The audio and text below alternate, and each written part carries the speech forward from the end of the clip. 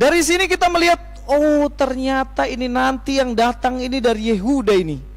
Kado terindah, hadiah terindah ini nanti dari Yehuda, bukan dari Ismail. Dari tanah Israel, bukan dari tanah.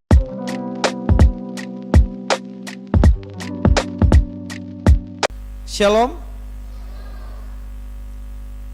Ya, lebih semangat lagi. Shalom. Iya, mantap sekali. Suaranya kencang semua, mungkin karena mau dapat hadiah ini ya. Oke, teman-teman yang terkasih, hari ini tema kita adalah hadiah terindah. Yang namanya hadiah itu memang selalu dinantikan ya, benar ya. Di sini semua orang pasti nunggu-nunggu yang namanya hadiah. Paling kalau mau dekat-dekat Natal, dekat-dekat ulang tahun, dekat-dekat mau hari spesial, mungkin tanggal jadian yang masih bujang-bujang juga, yang belum punya pacar mungkin lagi nunggu-nunggu. Pasti semuanya lagi seneng tuh, nunggu yang namanya hadiah. Benar ya? Suatu hari seorang istri minta hadiah sama suaminya. Jadi dia bilang, "Papa, ini mau Natal ini. Hadiahnya apa, Papa?" Dia senang sekali. Ada di sini bapak-bapak yang pernah dimintain sama istrinya? Oh, belum pada nikah ya di sini ya? Aduh, makanya ya cepat-cepat doa, Tuhan tolong beri jodoh. Pokoknya tahun depan terakhir gitu. Nggak bisa ya? Ya, teman-teman, tiba-tiba istri ini minta dan bapak ini, aduh ini bagaimana ini, saya belum punya hadiah ini. Kemudian dia punya ide, oke. Suaminya punya ide, "Mama, kau lihatkah tidak itu motor Beat warna putih di depan rumah itu?" Wes, Mama senang sekali, motor baru ini Papa kasih. Baru dia sayang-sayang, "Papa memang kau yang terbaik sudah. Bapak mau kasih saya motor Beat baru ini." "Tidak Mama, saya mau kasih kau Duster warna putih kayak motor itu," kata. Aduh, dia pikir sudah mau dapat motor, teman-teman. Ternyata yang didapatkan adalah itu mah biasa. Mama semua juga pakai Duster, bener ya? Oh enggak, di sini belum ada yang jadi ibu-ibu. Jadi Bapak Ibu yang terkasih, semua orang pasti menantikan yang namanya hadiah. Apalagi kalau lagi ulang tahun, begitu datang, yang dilihat duluan, ini orang ini bawa hadiah apa ini ya? Atau datang tangan kosong saja. Nah, biasanya dalam pernikahan juga itu, kita menantikan yang namanya hadiah ya. Begitu orang datang kita undang, yang dinantikan adalah hadiah. Apalagi anak-anak itu kalau saya lihat dia lagi ulang tahun, kemudian menantikan hadiah. Suatu hari ada seorang anak kecil, dia berulang tahun mengundang teman-temannya. Dan kemudian sahabatnya datang dan dia tahu sahabatnya itu yang memberikan dia amplop itu. Karena amplop kan ada ciri khasnya. Kemudian dia tidak sabar mau lihat nih. Saya mau lihat hadiahnya apa ini dari sahabatku. Dan kemudian ketika dibuka, persis kayak tadi anak kecil lagi nangis-nangis tuh. Dapat kado kecil. Ternyata dia dapat hanya amplop isinya kertas digunting-gunting doang. Dan kemudian dia murka, ini teman bagaimana ini? Kok cuman kasih saya seperti ini? Kadang-kadang hal seperti itu yang membuat kita kecewa, benar ya? Karena fokus kita hanya kepada hadiah sama Pak Jokowi, diberikan bukan sama pacar kita, apalagi mantan kita, tapi diberikan langsung sama Tuhan. Mari kita buka ya dalam Yohanes. Ini ayat dari saya masih kecil sekolah minggu sampai saya sudah tua ini muncul terus ayat ini. Yohanes 3 ayat 16. Semuanya pasti sudah hafal ini ya. Saya lihat semuanya sudah, nggak perlu baca Alkitab lah, ini sudah hafal ini. Kita baca semuanya sama-sama. Nanti yang kuat dapat nasi kotak. Ini suaranya pelan-pelan, jangan kasih Kak Dil. Oke, kita baca ya, kuat-kuat semuanya. Yohanes 3 ayat 16, 1, 2, 3. Karena begitu besar kasih Allah akan dunia ini, sehingga ia telah mengaruniakan anaknya yang tunggal, supaya setiap orang yang percaya kepadanya tidak binasa, melainkan beroleh hidup yang kekal. Loh Kak, di situ dibilang nggak ada kado-kado, nggak ada hadiah-hadiahnya. Kenapa dibilang di sini katanya ada hadiah terindah, kado terindah yang diberikan Tuhan kepada manusia? Mari kita lihat baik-baik ayat ini. Dikatakan karena begitu besar kasih Allah akan dunia ini, sehingga ia telah mengaruniakan anaknya yang tunggal. Ada kata hadiah, kado, memberi dan lain-lain, ada nggak Bapak Ibu, teman-teman? Nggak ada ya? Nggak ada. Jadi ayat ini tidak berbicara mengenai hadiah terindah. Tapi saya bingung, tema dikasih kok dari Yohanes 3:16 ini. Ini cocok melogi kayaknya ini kayaknya. Enggak, kita perhatikan baik-baik ya. Kita perhatikan baik-baik. Kalau ada yang punya versi bahasa Inggrisnya boleh dibaca. Boleh dibaca yang punya versi bahasa Inggrisnya. Saya ada bahasa Inggris, tapi karena saya nggak pandai bahasa Inggris, saya baca, kalau salah jangan ketawain ya. Saya nggak pede soalnya bahasa Inggris ini. Bahasa Inggrisnya bilang gini, for God so loved the world that he gave his only begotten son. Ada kata give di situ. Itu kalau verb satunya itu hanya give ya. Memberikan. Jadi kalau teman-teman lihat di dalam bahasa Indonesia itu ada kata mengaruniakan. Nah, dalam pikiran teman-teman apa tuh mengaruniakan itu? Terima kasih Tuhan, Engkau telah mengaruniakan kekasih yang baik hati, yang tidak sombong, rajin menabung. Nah, apa kata mengaruniakan? Artinya apa? Apa artinya mengaruniakan? Memberi. Pemberian. Jadi di sini sebenarnya Tuhan memberikan, mengaruniakan anaknya yang tunggal kepada manusia. Di sini Tuhan memberikan yang namanya kado buat kita. Tuhan memberikan hadiah yang terindah. Kenapa dikatakan yang terindah? Kenapa hadiah ini dikatakan yang terindah?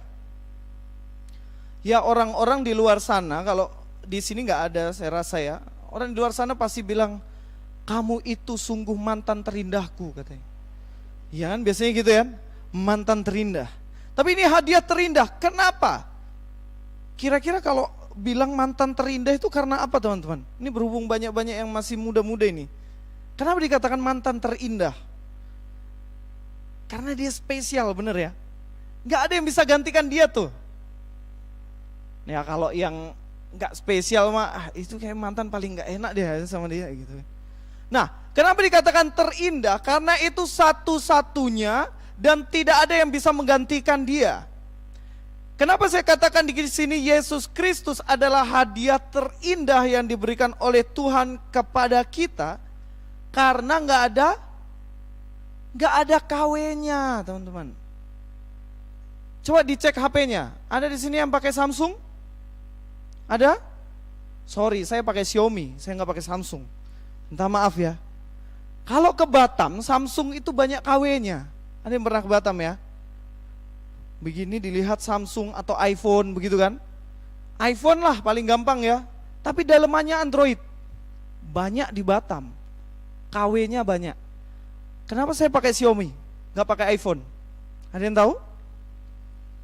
Selain nggak punya duit nih ya. Tapi karena Xiaomi nggak ada KW-nya, coba cari KW-nya Xiaomi, ada nggak? Nggak ada. Udah barang murah di KW lagi kan. Siapa juga mau beli KW-nya? Kalau iPhone ya masih masuk akal lah, harga 20 juta. Di KW, oke lah harganya jadi 1 juta 2 juta. Nah, sesuatu yang indah, sesuatu yang spesial itu karena tidak ada gantinya, tidak ada yang melebihi dia, dan itu yang terbaik dari Tuhan. Mari kita akan lihat ayat itu. Yohanes 3 ayat 16. Kalau dalam bahasa Inggrisnya ya, He gave His only begotten son. Only. Satu-satunya. Gak ada yang lain. Dalam bahasa Indonesianya dikatakan anaknya yang tunggal, cuman dia aja. Nah sekarang kalau misalnya Bapak Ibu, teman-teman semuanya, saudara-saudara semuanya, misalnya punya barang satu-satunya, punya lukisan yang antik, pemberian dari orang tua berpesan, nak, ini lukisan papa, satu-satunya, gak ada yang lain, tolong dijaga. Kemudian bapak itu langsung mati, meninggal. Warisan dari papanya cuma lukisan itu. Nah, bapak ibu kasih gak ke orang lain? Kasih gak ke orang lain? Oh gak akan dong. Gak mungkin saya kasih Kak, karena ini hanya satu-satunya yang saya punya dari orang tua saya. Ini warisan satu-satunya yang paling spesial, saya gak akan kasih orang lain. Nah inilah pribadi Yesus, dia adalah anak satu-satunya, anak yang tunggal, tidak ada yang lain, tetapi Allah mau nih buat kalian. Ini aku karuniakan, ini ku berikan kepadamu. Wah, bagaimana enggak terindah, bagaimana enggak spesial. Satu-satunya, tidak ada yang lain, malah diberikan kepada manusia. Dan itulah anaknya yang tunggal. Tujuannya cuma satu. Supaya apa?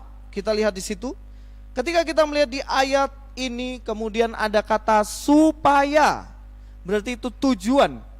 Kenapa kok anaknya yang tunggal itu diberikan kepada manusia? Tujuannya satu, supaya dikatakan di situ, supaya setiap orang yang percaya kepadanya tidak binasa. Sinonimnya binasa apa, Bapak Ibu? Sinonimnya binasa di dalam teologi, dalam Alkitab itu mati. Sinonimnya mati apa? Maut. Selain itu apa? Neraka. Itu bahasa simpelnya, neraka. Jadi barang siapa yang percaya kepada Yesus tidak akan binasa, tidak akan dapat neraka, tetapi dikatakan melainkan beroleh hidup yang abadi. Sederhananya surga. Jadi kalau dalam Alkitab ketemu kata hidup kekal, oh ini surga ini. Mati kekal, ini neraka ini. Gitu. Karena kita sudah terbiasa dengan konsep surga dan neraka. Padahal dalam Alkitab sering dipakai kata hidup kekal. Jadi sederhananya setiap orang diberikan Yesus, diberikan hadiah terindah ini, supaya kita ini manusia berdosa tidak binasa, tidak beroleh neraka, melainkan beroleh hidup yang kekal. Sekarang pertanyaannya begini, tahu dari mana Kak? Kalau sebenarnya Yesus itulah hadiahnya, jangan-jangan yang lain. Kan ada satu lagu kan, lagunya bilang gini, banyak nabi-nabi, banyak rasul-rasul. Banyak gak nabi? Banyak ya? Banyak gak rasul? Banyak ya. Tuh tahu dari mana kalau itu Yesus? Jangan-jangan kita yang kegeeran. Oke, kita masuk ke dalam sejarah. Kalau yang sudah ngantuk, ada permen Kopiko di belakang, silakan ambil supaya gak ngantuk. Oke, kenapa kok Israel menantikan hadiah itu sebenarnya? Dinantikan. Yang pertama, Israel itu dijajah. Ini zaman Yesus ya, kita bicara zaman Yesus ya. Di zaman Yesus, Israel itu dijajah oleh bangsa lain. Setelah Salomo punya istri 1000, kemudian Salomo dia meninggalkan Tuhan, kerajaannya pecah jadi 2. Kerajaan Israel dan kerajaan Yudea atau Yehuda. Nah, 2 kerajaan ini kemudian hancur karena dijajah. Pertama dijajah oleh Persia, kemudian kedua dijajah oleh Yunani. Itulah kenapa Alkitab kita bahasa Yunani pakai Perjanjian Baru, karena dijajah sama Yunani. Dan kemudian setelah dijajah oleh Yunani, dijajah oleh Romawi. Dalam masa penjajahan itu Bapak Ibu, pasti mereka mengalami penderitaan. Dulu Indonesia ini sebelum 1945 dijajah ya, dijajah sama Belanda. Walaupun sekarang dukung-dukung Belanda terus ya orang di sini ya. Penjajah itu, penjajah. Dukung saja Argentina. Dukung Brasil dong, gak pernah jajah kita, dukung. Jangan dukung Jepang ya, siapa ya Jepang sini? Awas, awas Jepang. Penjajah, gak usah didukung. Gak. Ada fansnya nanti saya gak pulang ini. Nah, dijajah itu pasti menderita.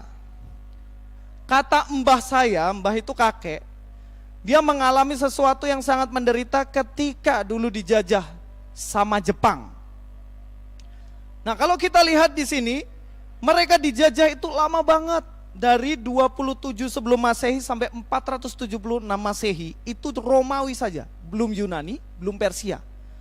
Ketika Anda dijajah, apa yang Anda harapkan ketika Anda dijajah dan menderita? Pasti dalam pikiran, tolong Tuhan berikan seorang penyelamat. Tolong Tuhan kasihlah kado kepada saya seorang Mesias yang kau sudah janjikan lama itu. Dan itulah yang ada di dalam pemikiran orang-orang Kristen, orang-orang Yahudi Israel pada zaman itu. Mereka menantikan kapan Mesias datang. Tuhan sudah berjanji kok nggak sampai-sampai nggak datang-datang. Yang kedua, pada zaman itu ada masa kekosongan, Tuhan gak berbicara sama sekali. Sekitar 400 tahun Tuhan tidak memberikan firman-Nya. Jadi mereka dalam kondisi kekosongan, gabut, Tuhan gak pernah ngomong. Ini sebenarnya Tuhan lagi ngambek atau apa gitu kan. Biasa kan kalau kita lihat-lihat HP kok Ayang Beb gak chatting gitu kan.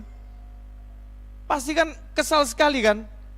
Telepon ratusan kali nggak diangkat-angkat. Aduh, jangan-jangan ini antar siapa ini ke pasar ini? Gitu.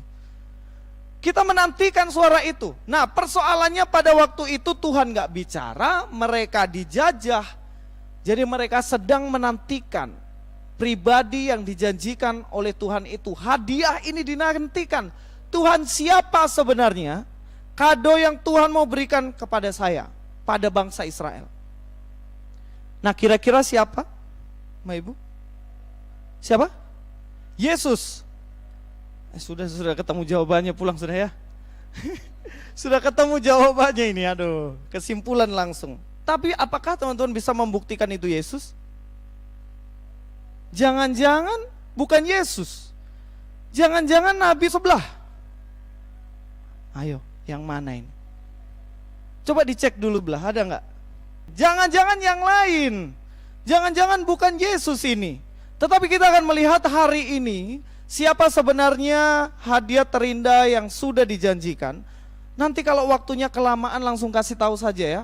Nanti cepet-cepet habisin ini firman Tuhan ini. Nanti kalau kelamaan ngantuk semuanya, aduh hidup saya nggak diundang lagi nanti sini. Oke, mari kita lihat Kejadian 3 ayat 15. Kita harus mundur jauh ke sana untuk kita melihat siapa pribadi yang dijanjikan, hadiah yang dijanjikan ini.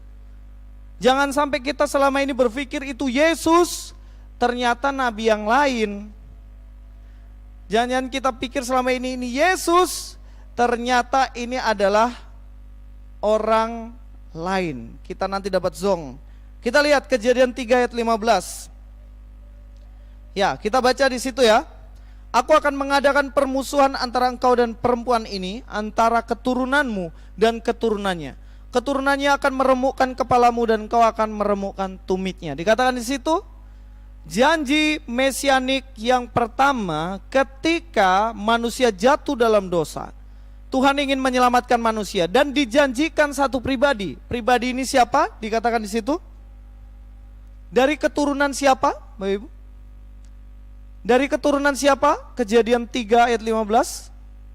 Dari keturunan Hawa dan Adam. Coba garis bawahi di situ kata keturunanmu. Kadonya ini ternyata bukan bit baru. Kado yang terindah ini ternyata bukan nasi kotak. Tapi ternyata kado terindah di sini dibilang apa di situ? Aku akan memberikan kepadamu keturunan. Garis bawahi kata keturunan di situ. Nah, ketika Tuhan menjanjikan nanti suatu saat keturunanmu itu yang akan meremukkan maut, meremukkan kepala ular itu, tunggu itu. Dan itulah yang dinantikan orang Israel ketika dijajah. Mana ini keturunan Hawa kok gak datang-datang untuk selamatkan kami. Dan kemudian kata ini diulang lagi, dijanjikan oleh Tuhan kembali kepada Abraham. Kita lihat Kejadian 12 ayat 3. Tapi sebelumnya di sini ada yang sudah selesai baca kitab Kejadian? Boleh angkat tangan yang sudah selesai kitab Kejadian? Oh, satu orang, puji Tuhan. Oh, ada 2, 3, 4. Nanti pulang dari sini baca Kejadian ya. Jangan nonton Argentina besok pagi. Jangan nonton Belanda malam nanti. Baca Kejadian sampai selesai. Baru nonton. Amin. Wih, betul ini janji nih. Udah amin ini. Tuhan, kau tahu Tuhan. Oke, kita lihat ya Kejadian pasal 12 ayat 3. Dikatakan di situ, Aku akan memberkati orang-orang yang memberkati engkau dan mengutuk orang-orang yang mengutuk engkau. Dan dikatakan, olehmu semua kaum di muka bumi akan mendapat berkat. Olehmu, dan janji kepada Abraham apa? Akan memberikan anak keturunan kepada Abraham. Tadi keturunan kepada siapa? Adam dan Hawa. Dilanjutkan kepada Abraham. Abraham itu emangnya keturunan Hawa ya? Ya iya dong. Kan setelah Adam dan Hawa kemudian lahir keturunan Set, keturunan Kain, Nuh, dihabisin, tinggal 8 orang. Kemudian dari 8 orang itu lahir-lahir semuanya, kemudian ketemu yang namanya Abraham. Kemudian di Abraham Tuhan berjanji, ya Abraham, aku akan memberkati engkau, keturunanmu, dan olehmu semua bangsa yang ada di dunia ini akan beroleh berkat. Abraham punya anak siapa Bapak Ibu teman-teman? Ishak. Dan siapa yang satu? Ya? Ya Ismail. Ishak dan Ismail. Nah ini anaknya 2 nih. Anaknya 2. Lalu berkat keturunan ini lari kemana? Ke Ishak atau Ismail? Tahu dari mana? Ishak tapi nggak tahu dari mana. Ishak atau Ismail? Oke. Orang-orang Kristen percaya bahwa keturunan itu adalah dari Ishak. Tapi ada kepercayaan bilang bahwa itu adalah dari Ismail. Mana yang benar? Ishak atau Ismail? Ishak. Oke, kita lihat di ayatnya ya. Dalam Kejadian 17 ayat 18 sampai 19 dibuka di situ. Saya akan membacakannya, perhatikan baik-baik di situ. Masih berapa menit ya waktuku ya, Kak Dila ya? 2 menit. Aduh, cepat banget. Oke, lanjut aja, belum ada. Jadi masih bisa sampai besok pagi. Oke, Kejadian pasal yang ke-17 ayat 18 sampai 19. Perhatikan baik-baik situ. Dan Abraham berkata kepada Allah, sekiranya Ismail diperkenankan hidup di hadapanmu. Abraham negosiasi sama Allah. Allah tolonglah Ismail inilah yang supaya dia yang dapat berkat keturunan yang dijanjikan kemarin itu. Kemudian ayat 19 apa jawab Tuhan? Tetapi Allah berfirman, tidak, melainkan istrimu Saralah yang akan melahirkan anak laki-laki bagimu, dan engkau akan menamai dia Ishak, dan aku akan mengadakan perjanjianku dengan dia menjadi perjanjian yang kekal untuk keturunannya. Keluar lagi kata apa di situ? Kata apa lagi yang diulang? Keturunannya. Jadi hadiah ini sebenarnya hadiah kalau dibuka itu tulisannya keturunanmu begitu. Nah, tadi saya tunggu-tunggu itu kado itu yang besar dibuka kemudian ada tulisan di situ keturunanmu gitu. Tadi nggak muncul. Nah, teman-teman, Bapak Ibu semuanya, apakah Ismail dan atau Ishak? Siapa? Ishak. Ismail ditolak. Catat itu baik-baik. Bawa kemana-mana. Kalau ditanyain, bukan Ishak, tapi Ismail. Kasih ayat ini, kamu baca kuat-kuat. Tuhan sudah tolak, tidak. Bukan keturunan dari Ismail, tetapi keturunan dari Ishak. Lanjut lagi. Di dalam Kejadian pasal 25 ayat 5 ayat 6, 5 sampai 6. Kejadian 25 ayat 5 sampai 6. Abraham punya istri ada 2 ya, ada 3 sebenarnya. Yang pertama yaitu Sarah, kedua Hagar, ketiga Ketura. Lalu apakah dari keturunan Ketura? Tidak. Mari kita akan lihat ya. Di dalam Kejadian 25 ayat 5 sampai 6. Abraham memberikan segala harta miliknya kepada Ishak, tetapi kepada anak-anaknya yang diperoleh dari gundik-gundiknya, ia memberikan pemberian, kemudian ia menyuruh mereka masih pada waktu ia hidup meninggalkan Ishak anaknya dan pergi ke sebelah timur, ke tanah timur. Sudah diusir semua Bapak Ibu. Ismail diusir, Ketura diusir, tinggal 1 keturunan, yaitu Ishak.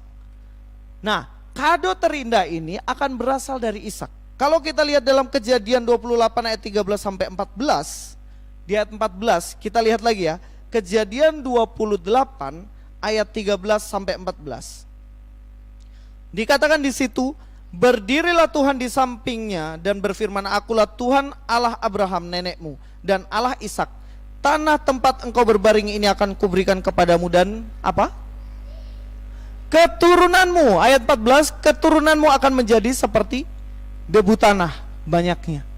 Ini pembicaraan Allah dengan Yakub. Kembali lagi muncul di situ satu kata, yaitu apa? Keturunanmu. Tuhan ingin memberikan kado spesial itu melalui keturunan Abraham, melalui keturunan Ishak. Ada 13, satu cewek. Ada yang tahu? Ada banyak ya, ada suku Lewi. Nah, suku Lewi itu ada yang di sana di belakang itu, kakak senior itu. Kakak Joni Lewi namanya. Jangan-jangan itu orang Yahudi. Nah, suku apa lagi? Ruben. Ada suku Yehuda. Nah, kita akan lihat apakah Tuhan berfirman kepada Yehuda tentang keturunan. Mari kita lihat Kejadian 49 ayat 8 sampai 12.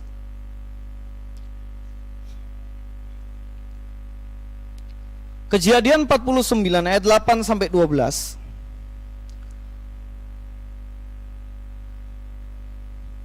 Kejadian 49 ayat 8 sampai 12, saya baca ya. Yehuda, engkau akan dipuji oleh saudara-saudaramu, tanganmu akan menekan tengkuk musuhmu, kepadamu akan sujud anak-anak ayahmu.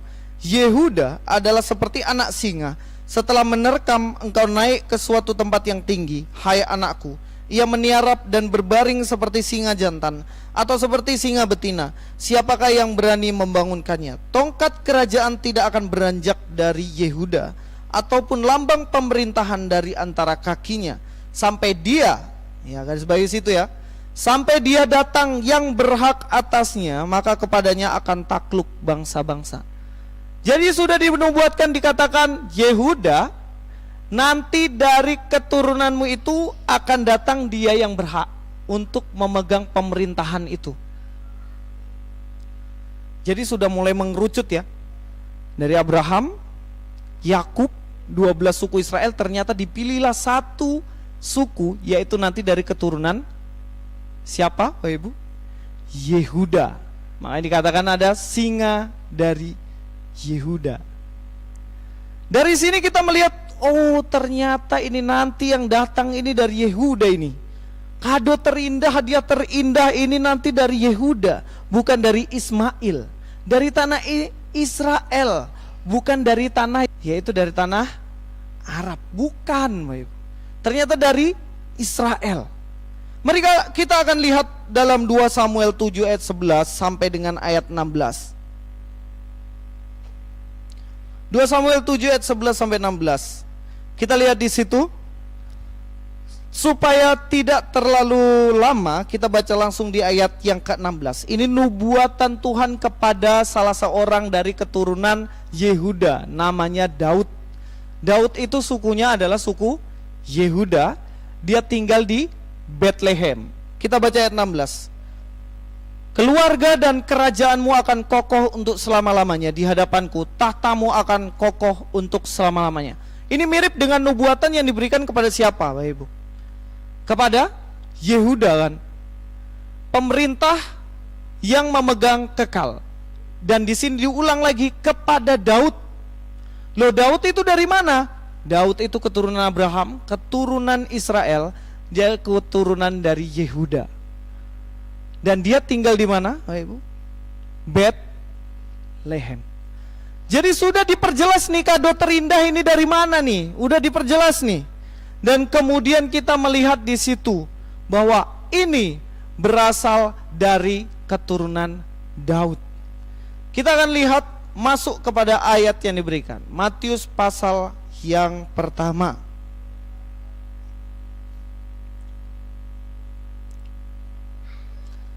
Matius pasal yang pertama di dalam ayat yang ke-21. Kalau berbicara mengenai keturunan, itu pasti anak ya. Itu namanya keturunan. Kalau ketemu kawan lama itu tanya aja, bos, sudah berapa keturunanmu? Gitu kan?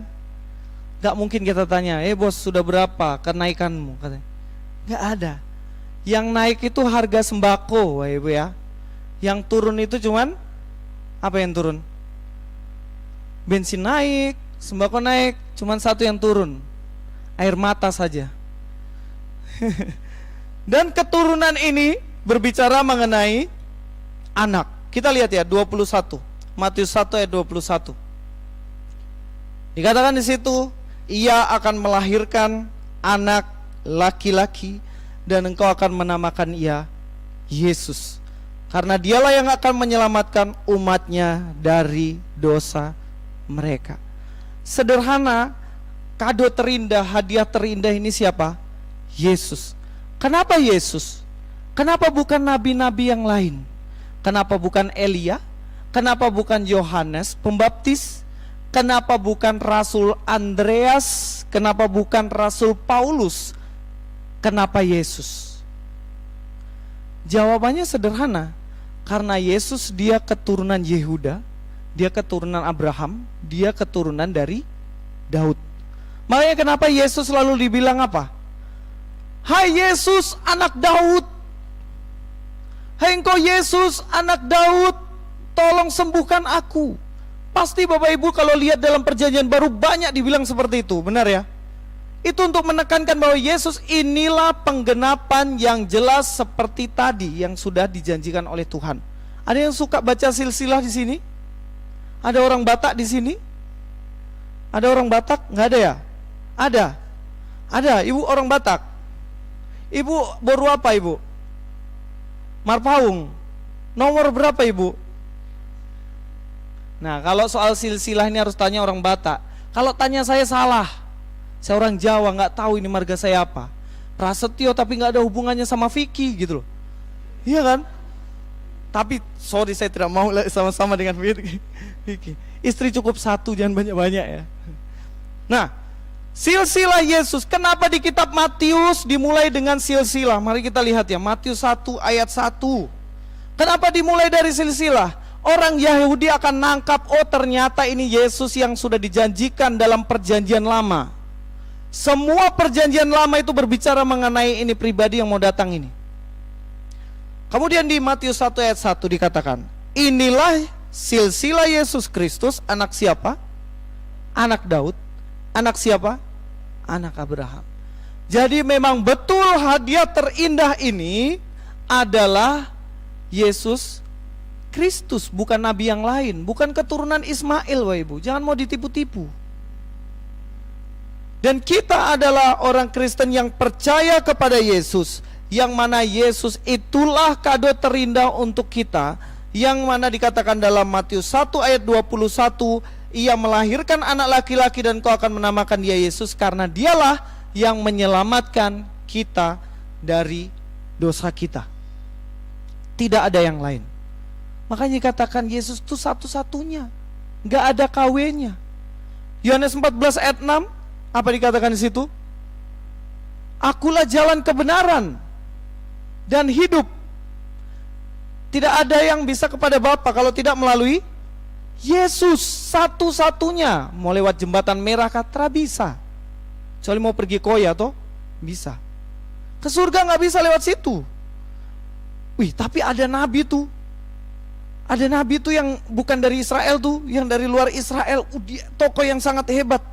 Apakah bisa melalui dia? Oh tidak, baik. Dibilang apa satu-satunya kan? Only begotten son, satu-satunya anaknya yang tunggal. Itulah yang Tuhan berikan kepada kita, satu-satunya yang bisa menyelamatkan kita. Simeon mengatakan bahwa dia tidak akan mati sebelum ketemu Mesias itu. Simeon ketemu siapa? Yesus. Kemudian dia mati. Hana, dia mengatakan bahwa anak inilah yang akan datang membawa pembebasan bagi Israel. Dia ketemu kepada Mesias itu. Semua orang yang hidup di zaman Yesus mengatakan bahwa dialah hadiah terindah yang diberikan Tuhan untuk menebus dosa kita. Jadi sebenarnya Kak, Alkitab ini tentang apa sebenarnya? Saya ini ikut PA sama kakak-kakak pembina kelompok PA ini. Macam saya terang mengerti nih, Alkitab ini sebenarnya bicara apa? Saya cari sapu jodoh ini dari mana, tidak ketemu di situ. Bapak Ibu teman-teman semuanya, Yesus datang itu bukan mau pergi cari kasih kita jodoh. Capek-capek dari surga datang kasih kita jodoh untuk apa? Cari sendiri jodoh toh? Gampang. Tapi Yesus datang ke dunia ini untuk selamatkan kita dari dosa kita. Salah satu buku sekolah minggu yang kami pakai di gereja itu judulnya Show Me Jesus. Ada yang pakai di sini? Show Me Jesus itu ingin menunjukkan kepada kita dalam kisah Yusuf ada Yesus, ada dalam kisah Daniel ada Yesus, di dalam kisah Paulus pun ada Yesus. Jadi semuanya itu tentang kado terindah yang diberikan kepada kita, yaitu Yesus. Jadi jangan pernah gadekan Yesus hanya hal-hal receh. Yesus datang dinubuatkan ribuan tahun untuk memberikan ini kado terindah untuk kita, menyelamatkan kita dari dosa kita yang kita tidak bisa dapat dari perbuatan baik kita, tapi tong jual hanya gara-gara jodoh. Hati-hati, hati-hati untuk hal ini gitu. Jangan gara-gara pekerjaan kemudian kita tinggalkan Yesus juga. Kita sudah dapat hadiah yang terindah itu. Simpan baik-baik, jaga baik-baik sampai tong kembali kepada Tuhan. Amin. Amin. Amin. Mudah-mudahan firman Tuhan ini memberi kekuatan bagi kita ya. Kita ingat, kita tahu hadiah terindah bukan yang lain. Bukan motor Beat, bukan mobil, bukan baju, bukan nabi-nabi dari mana-mana, tetapi hanya satu saja, tidak ada yang lain, yaitu Yesus Kristus, keturunan Hawa, keturunan Abraham, keturunan Daud. Dialah sang penyelamat dan penebus dosa kita. Mari kita jaga iman kita sampai akhir hidup kita, dan biarlah Natal kali ini menjadi momentum untuk kita yang selama ini mungkin kita ragu. Kakak, saya sudah mau tinggalkan Yesus, saya ragu sekali. Benarkah Yesus ini Tuhan? Yang sudah mulai menyerah, kakak, katanya ikut Yesus kaya, katanya ikut Yesus sehat, tidak sakit-sakitan. Tapi kenapa saya ini sakit-sakit asam urat gak sembuh-sembuh, kakak? Yesus tidak sekedar mau urus barang itu, tapi yang lebih daripada itu, yaitu keselamatan yang kita terima. Walaupun kita sakit-sakitan, walaupun kita tidak kaya-kaya, tetapi kita tetap setia mengikut Yesus. Itulah iman sejati. Itu iman sejati. Iman sejati adalah ketika kita walaupun, bukan iman jikalau. Ini berbeda ya. Saya akan setia ikut Yesus jika Yesus berikan saya kekayaan. Saya akan tetap setia ikut Yesus kalau Yesus kasih saya kesehatan dan kasih saya jodoh. Itu jelas iman yang keliru. Tetapi iman yang benar adalah saya tetap ikut Yesus walaupun saya sakit-sakitan. Saya tetap ikut Yesus walaupun dompet saya nggak tebel. Saya tetap ikut Yesus walaupun kuliah saya nggak selesai-selesai. Saya akan tetap ikut Yesus walaupun cari kerja sulit. Itulah iman yang harus kita pegang di hari Natal ini sampai akhir hidup kita. Hidup kita akan berat, Bapak Ibu. Katanya tahun depan akan resesi. Tetapi ingat, itu hanya tantangan, ujian yang membuat kita semakin naik tingkat. Kita tetap setia ikut Yesus. Amin. Argentina menang, amin. Yang kita amini adalah juru selamat kita hanya satu, yaitu Yesus. Nabi boleh banyak, agama boleh banyak, gereja boleh banyak, kepercayaan boleh banyak, tetapi juru selamat cuma satu, yaitu Yesus Kristus. Mari kita berdoa untuk firman Tuhan ini.